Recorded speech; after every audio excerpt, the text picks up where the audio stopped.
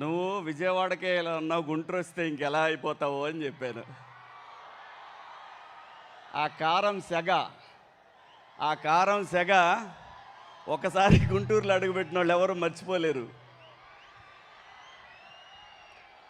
Thank you so much. Lenin సినిమాని ఇంత పెద్ద హిట్ చేసినందుకు తెలుగు ప్రేక్షకులందరికీ హృదయపూర్వక ధన్యవాదాలు. ఈ కార్యక్రమానికి విచ్చేస్తున్న రాష్ట్ర మంత్రివర్యులు దుర్గేష్ గారికి, అలాగే అనగాని సత్యప్రసాద్ గారికి స్వాగతం. అలాగే మా తేజస్విని, వెల్కమ్ అమ్మా. మొట్టమొదటిసారి అఖిల్ బాబు మీరు మా జిల్లాకు వచ్చారు విత్ ఫ్యామిలీ. మీ ఇద్దరికి కూడా మా జిల్లా తరఫున మీకు స్వాగతం. అక్కినేని ఫ్యామిలీకి ఎప్పుడు కూడా ఈ జిల్లా బ్రహ్మరథం పట్టింది. ఏ సినిమా అయినా సరే, అది ఒకవేళ అటు ఇటు అయిన సినిమాకు కూడా ఈ జిల్లా అక్కినేని ఫ్యామిలీ వెనకాల నిలబడింది. మీకు హృదయపూర్వక స్వాగతం అండి. లెనిన్. సో ఇప్పుడే ఈ కార్యక్రమానికి విచ్చేసిన సినిమాటోగ్రఫీ మినిస్టర్ ఆంధ్రప్రదేశ్ కందుల దుర్గేష్ గారికి ఈ కార్యక్రమానికి సగౌరవంగా స్వాగతం పలుకుతున్నాము. వారి సమయాన్ని కేటాయించి ఇవాళ లెనిన్ సెలబ్రేషన్స్లో పాటైనందుకు వారికి స్పెషల్ థ్యాంక్స్ తెలియజేసుకుంటున్నాము.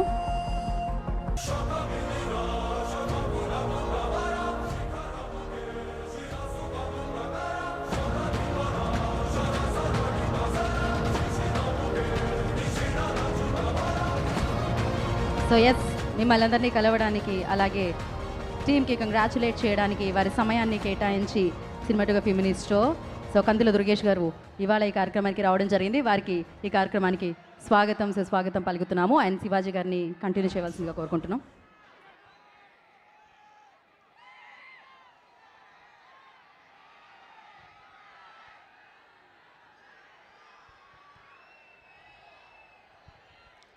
కందుల దుర్గేష్ గారు సినిమాటోగ్రఫీ శాఖ మంత్రులు, వెల్కమ్ సార్. మీకు విజ్ఞప్తి కూడా ఉందండి, లాస్ట్లో చెప్తాను. మీకు రిక్విజేషన్ అది 100%.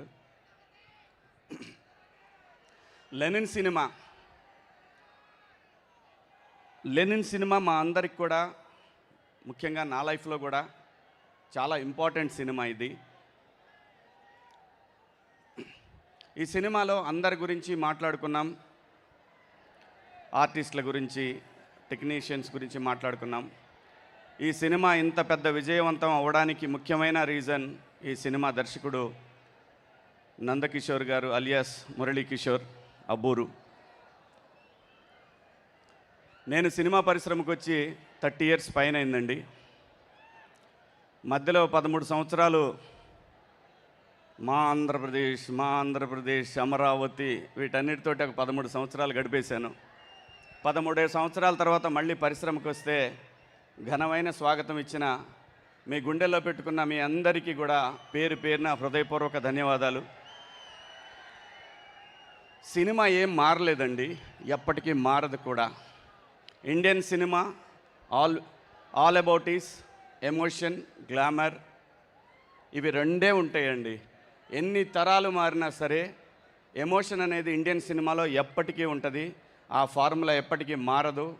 కుటుంబ వ్యవస్థ ఉన్న ప్రతి సమాజంలో ఇలాంటి సినిమాలు వస్తూనే ఉంటాయి, వస్తాయి కూడా. అదే ఇండియన్ సినిమా.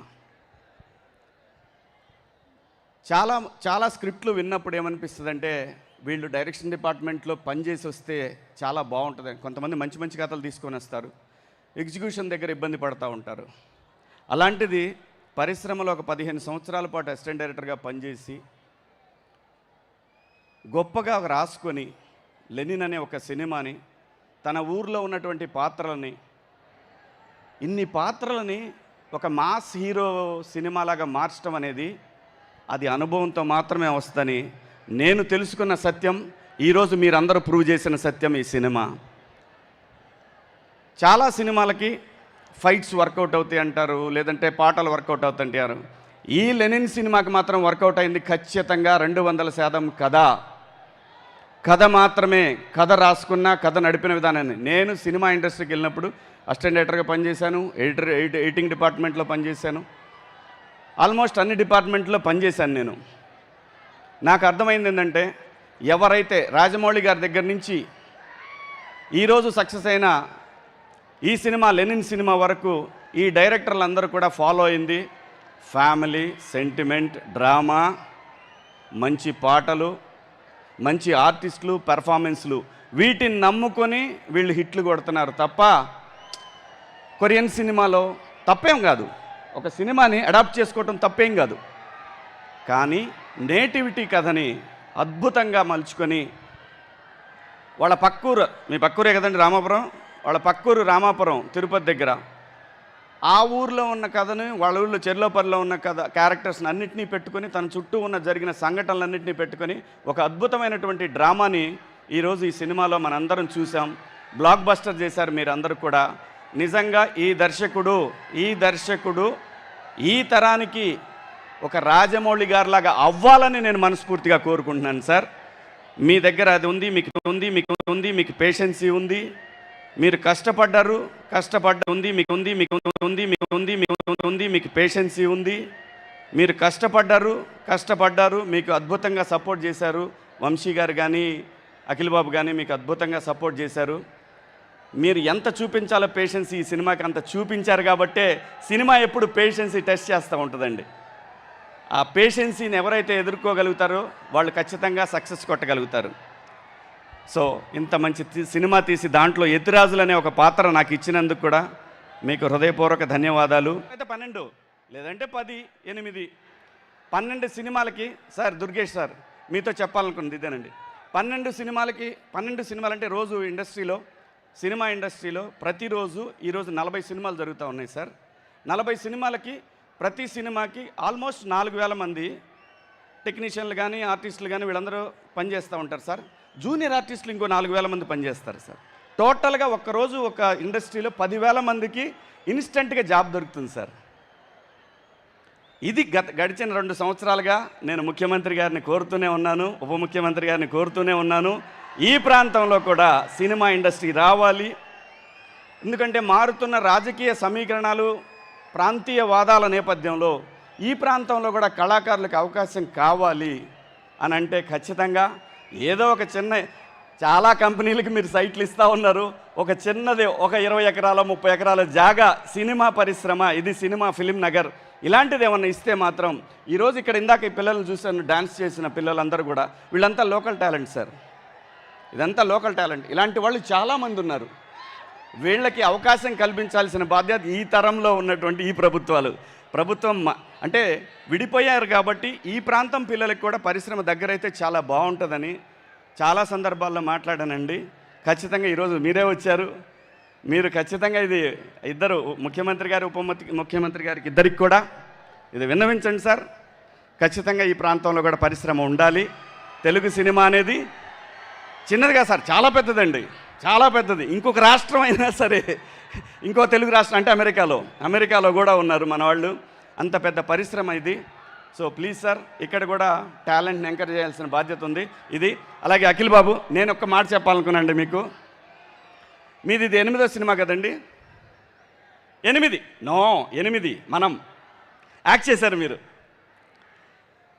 అఖిల్ బాబుకి వచ్చిన నంబర్ 8, ఆయన date of birth 8, Narendra Modi గారిది 8, గంగూలీ గారిది 8 నెంబర్ చాలా పవర్ఫుల్ నెంబర్ అండి. 8 నెంబరు కష్టపెడుతుంది, చాలా కష్టపెడుతుంది. ఖచ్చితంగా వర్కౌట్ అవుద్ది, ఖచ్చితంగా చాలా పెద్ద లెవెల్లో వర్కౌట్ అవుద్దండి ఈ సినిమాలు. అలాగే మీ ఫస్ట్ సినిమాలో మీకు ఇంకొక సెంటిమెంటు నేను మొన్న ఈ మధ్య చూసి గమనించింది, కన్నయ్య, శ్రీసింధులో కూడా ఇంకో కన్నయ్య ఉన్నాడు. సో నేను ఎప్పుడో 15 ఏళ్ల క్రితం ఎప్పుడో మా టీవీలో ఇంటర్వ్యూలో చూశాను. నాన్నగారు అమ్మగారు ఇద్దరికి మాట్లాడుకున్నది, మీ సిసింద్రి సినిమా గురించి మాట్లాడింది. ఈ సినిమా మీతో చేయాలని వచ్చినప్పుడు అమ్మగారు ఒప్పుకోలేదు. బ్లూ క్రాస్కి మీ రెమ్యునరేషన్ కింద సపోర్ట్ చేస్తానంటే మిమ్మల్ని ఆ సినిమాలో చేయడానికి ఒప్పిస్తానని చెప్పి అమ్మగారు అనటం. నిజంగా భైరవుడు మీకు సపోర్ట్ ఉన్నాడు సార్. Keep rock. అరే నేను పోతా ఆకండి. అయ్యగారే నెంబర్ 1, డౌటే లేదు. అయ్యగారు నెంబర్ 1 వచ్చాడు.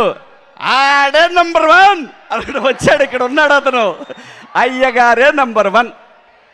Thank you sir, thank you. ఇక్కడికి విచ్చేసిన మీ అందరికి కూడా పేరు పేరున ధన్యవాదాలు. Thank you so much.